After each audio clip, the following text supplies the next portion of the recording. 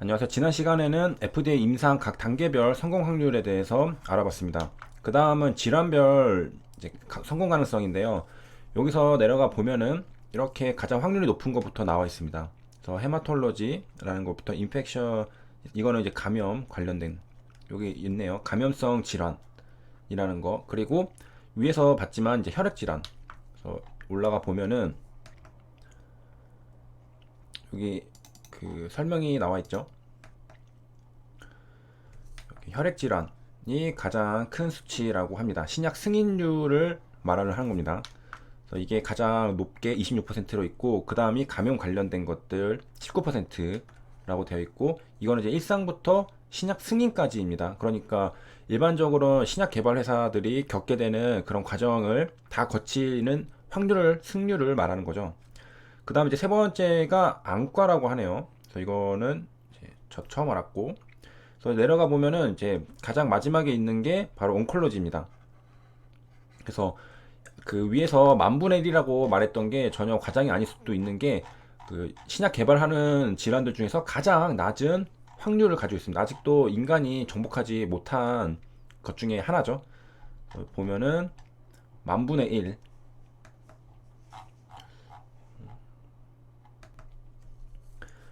여기 시판으로 이어질 확률은 만분의 1이라고 했습니다. 근데 이제 일상부터 하면은 이렇게 되지만은 확률은 지금 이제 3상이 끝난 상태라고 하면은 또 달라지겠죠. 이전에 그 처음부터 하는 거랑 여기까지 완성이 되고 나서 이미 시판된 약이 있는 상태의 확률은 또 다르겠습니다. 이것만 보고서 야, 확률 엄청 낮네 라고서 이제 겁먹으실 수도 있는데, 처음부터 시작할 때부터 하는 확률이 있고 3상까지 끝난 상태, 그리고 시판된 약이 있는 상태에서 하는 거랑은 또 확률이 많이 다르죠. 이거는 일반적인 그 전체 통계를 말을 하는 거고요. 그 다음에 이제 두 번째 약한 건 뭔가 했더니 이제 정신과 질환이라고 하네요. 그 다음이 심혈관 질환. 그 김정은이 지금 여기가 안 좋은데 이쪽에 약이 그 진입 장벽이 높아서 성공 확률도 낮고 그런 상태이네요. 그래서 여기는 뭐 다 비슷비슷하고, 그 다음에 이제 여기 밑에 보면은 이제 표로 나타나 있는데, 여기 일상부터 신약 승인까지는 아까 봤던 5%였잖아요. 그 다음은 이제 이상부터 우리가 궁금한 게 이거잖아요. 야, 3상 끝난 상태에서 확률이 어떻게 되나? 이상부터는 당연히 그 확률 높아지겠죠? 이건 35%, 27%, 20%다 올라가 있습니다. 낮아지면은 말이 안 되는 거죠. 이 표가 잘못됐다고 의심을 해야 됩니다. 그래서 88.1%로 올라갔고, 3상부터 이제 신약 승인까지는 이제 63%, 64%, 45%, 61%이 쭉쭉쭉 해서 온콜로진이 33%까지 올라왔습니다. 그래서 꽤 많이 올라왔구나 하고, 이제 HLB 같은 경우에는 3상까지 끝난 상태고 이제 NDA부터 신약 승인이잖아요. 그래서 HLB는 여기서부터 봐야 됩니다. 이 앞에 거는 사실 HLB에게 해당이 되지 않는 자료입니다. 그래서 보면은 가장 첫 번째 헤마톨로지는 84%로, 가장 높은 거는 이제 인펙셔스 디시스네요. 이게 가장 여기 다른 게 있고, 쭉쭉쭉 내려가서 온콜로지는 82%까지 올라왔습니다. 그러니까 80% 이상의 확률로 신약 승인까지 받는다는 거죠. 3상까지 되고서 NDA부터 시작할 때는요.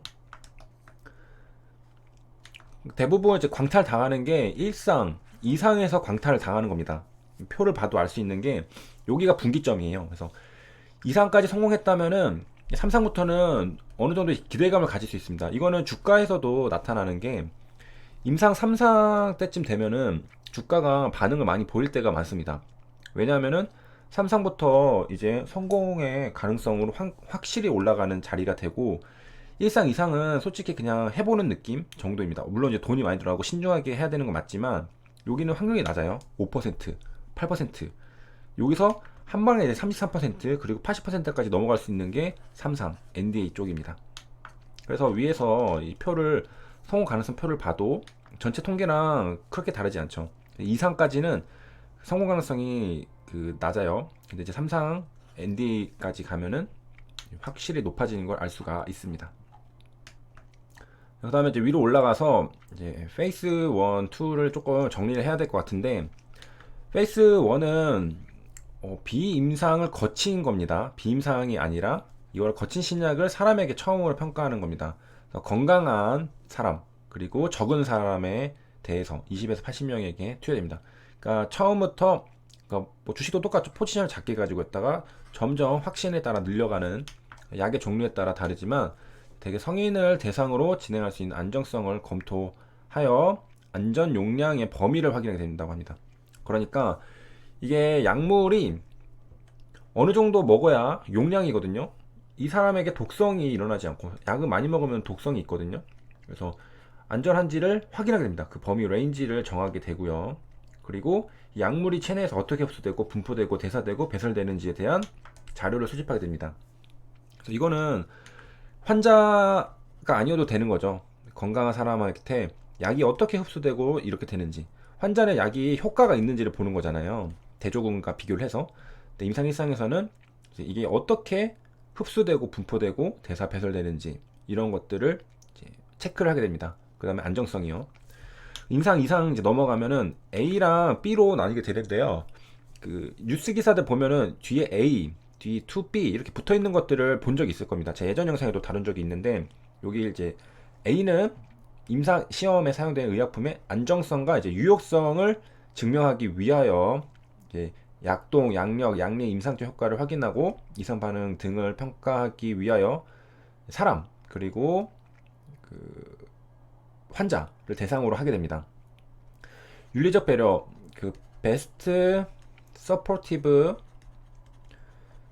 뭐뭐뭐를 쓰게 됩니다. 그러니까 최적, 한국말로 하면 최적 지지요법, 테라피군요. 테라피 지지요법을 사용하게 되는데, 이런 것들을 사용해서 환자들이 내가 굳이 리보세라님만 먹어야 되냐, 내가 다른 것도 불안해서 먹어야 되겠다 하면은 할 수 있게 도와줍니다. 물론 이제 약을 쓰기는 여기 직접적 영향을 줄 수 있는 걸 먹으면 안 됩니다.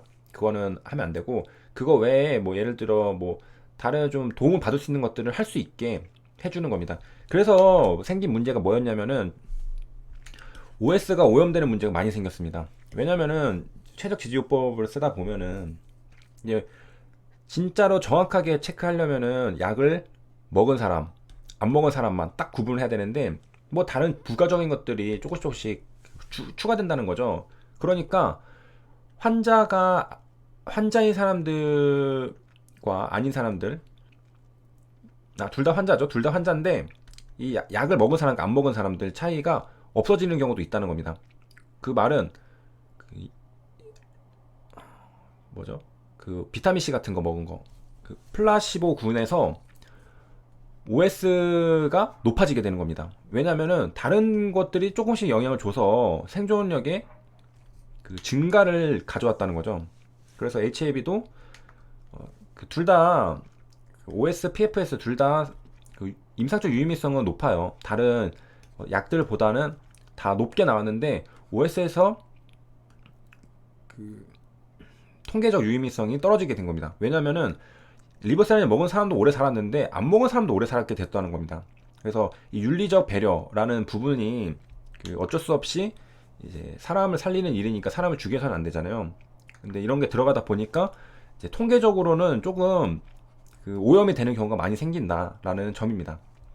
그래서 일단 임상 2A, 그 다음에 임상 2B는 임상 2A 결과를 받아보죠. 그런 다음에 설계된 용량을 가지고 다시 환자에게 투여를 합니다. 그래서 여기서는 이제 이게 그 어느 만큼의 용량이 가장 효과가 좋을지 적정 투여 용량의 범위를 정하게 됩니다. 그래서 그 제 예전 영상에 또 다룬 적 있죠. 그 리보세라닙은 얼마나 먹어야 되는가 막 그런 것들 체크하고, 그래서 더 넘어가면은 독성이 있기 때문에 오히려 몸을 해치게 되거든요. 그 다음에 너무 적게 먹으면은 약효가 없습니다. 그래서 그 적정 기준을 정하는 것이 임상 2B. 여기서 사실상 여기 뭐 약도, 약리, 양리, 임상적 이거 효과를 다 확인을 하고 투여 용량까지 확인을 한 상태로 3상으로 넘어가게 되는 겁니다. 그게 임상 2A, 2B 상이고요. 3상에서는 이제 2상에서 거의 다 확인했죠. 그래서 종합적으로 유용성이 인정될 때 대상 질환 중 조건에 부합된 다수 환자를 이제 데리고 와서 효능, 효과, 용량, 사용 주의사항 등 안전성, 유효성 전부 다 이제 체크를 해서 이제 완전체를 결과물을 끄집어내는 게 임상 3상이다. 이걸로 이제 FDA로 신약 승인을 받게 되는 겁니다. 그래서 여기까지 알아봤고요. 다음 시간에는 이 밑에 내려가서 파이프라인 쪽 보도록 하겠습니다. 시청해주셔서 감사합니다.